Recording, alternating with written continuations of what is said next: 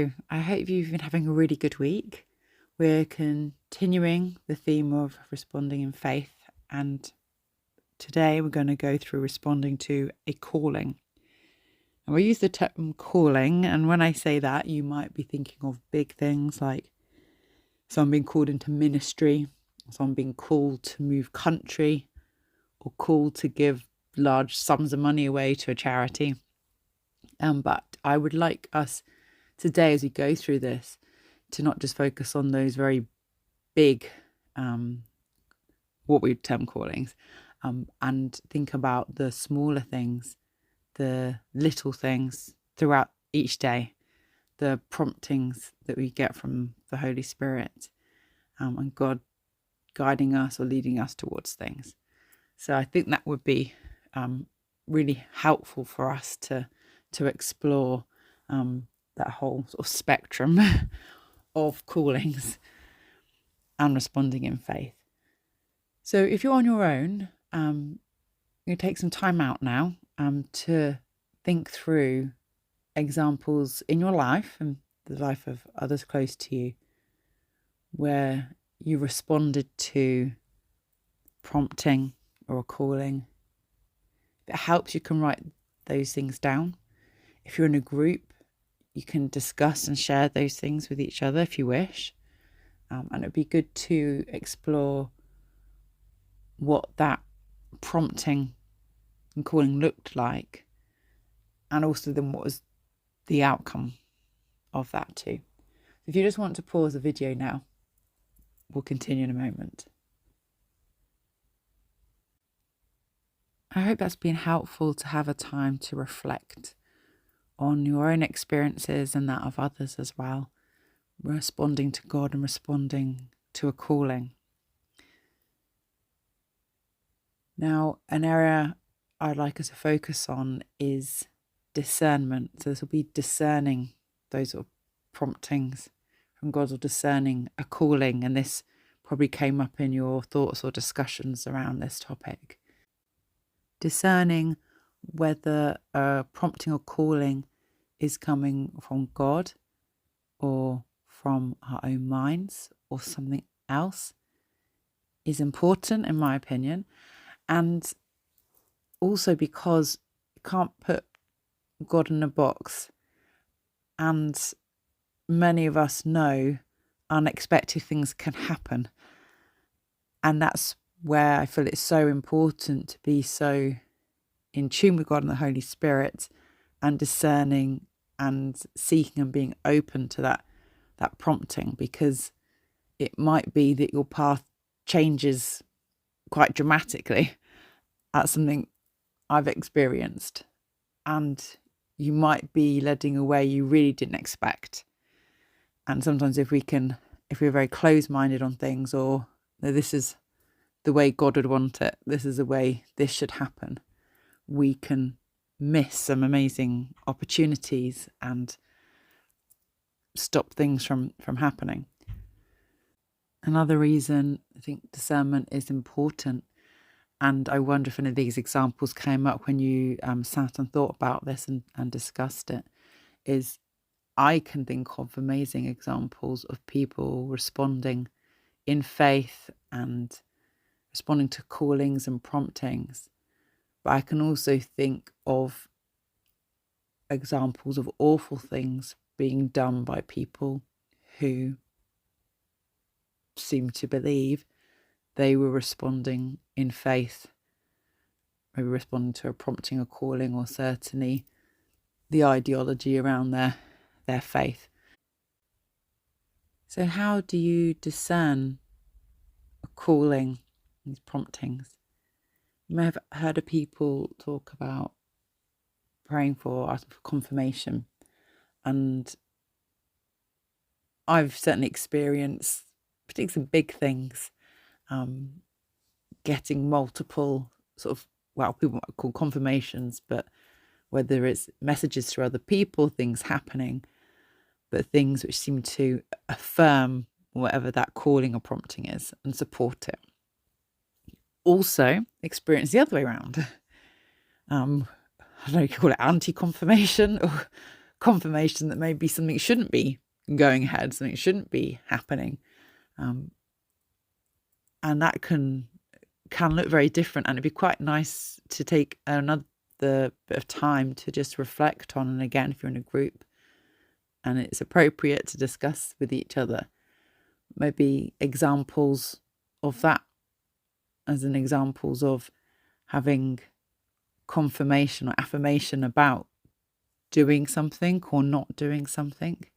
And what did those things look like? Because I've experienced a wide variety. So feel free to pause the video again to take time to go through that, write it down again if that's helpful. And I would say a good check-in point always in all things is coming back to what Jesus taught.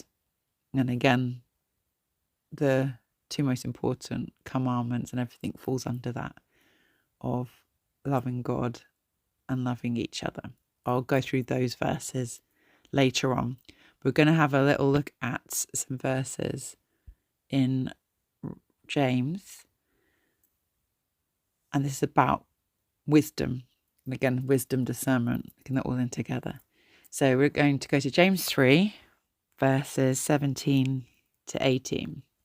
That says, "But the wisdom from above is first pure, then peaceable, gentle, open to reason, full of mercy and good fruits, impartial and sincere.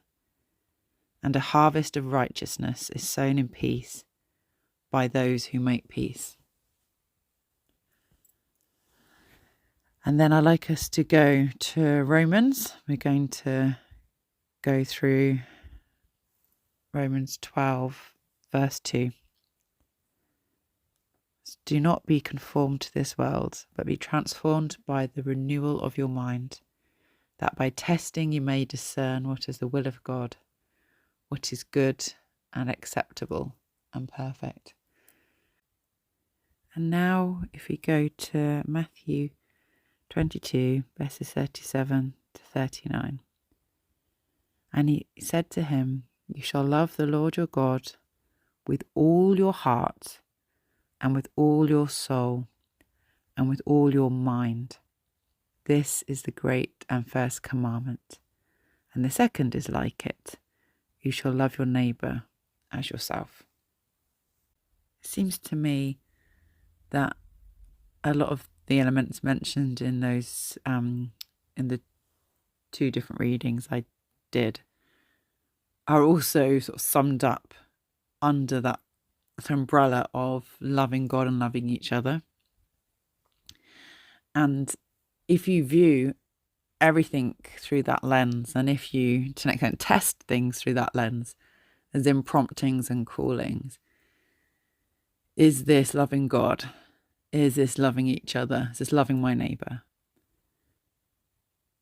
And if it's not, then that can raise a number of questions and things to be looked at. A lot of us are obviously involved in churches, and we've been around Christian and Christian culture for a long time, and Christianity is a faith rooted in love.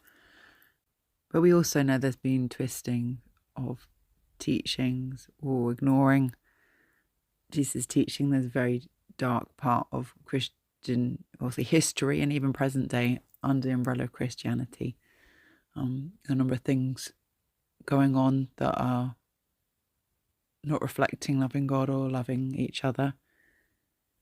And it's important, I think, for all of us to be aware of those influences on us, because it might feel like it's very far away, but in fact, it might be quite close to home. And certainly something I've been reflecting on in recent years is my youth in and around churches. Some of the things I was exposed to, things that I would say are not of God and do not reflect loving God and loving each other.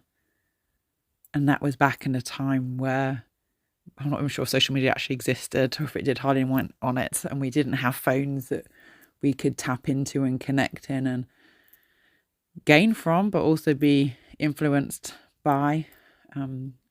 It's a wonderful thing in a lot of ways that through technology our world is so much more interconnected.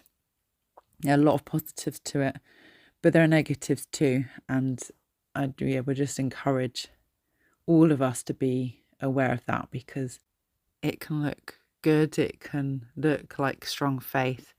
There can be convincing arguments based on certain interpretations and translations from recent history, which cause a lot of harm and destruction. It would be good to take some more time out now, whether you're reflecting on your own or in a group and discussing, to go over those verses that I read out. You can rewind back and look at them on the screen or look them up. I'll make sure the references to the verses pop up on the screen now. And to discuss discernment more, discuss your experiences more, think on them. Obviously, if you're by yourself, again, writing them down might be helpful for you. And pray for God's guidance in your life, and to be open to promptings and callings.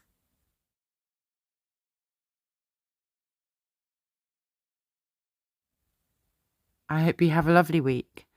Take care, everybody. Bye.